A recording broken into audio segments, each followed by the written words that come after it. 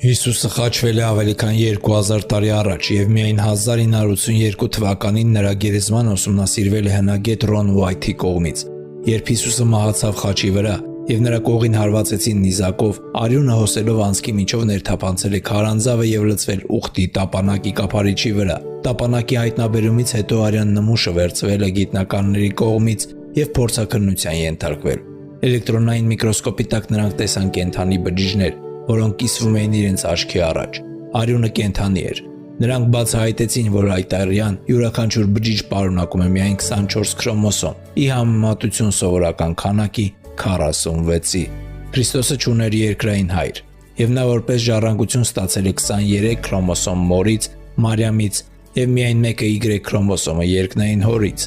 Քրիստոսի արյունը կենդանի է և յուրահատուկ և տրված է մեզ որպես վկայություն նրա աստվածային և մարդկային բնույթի։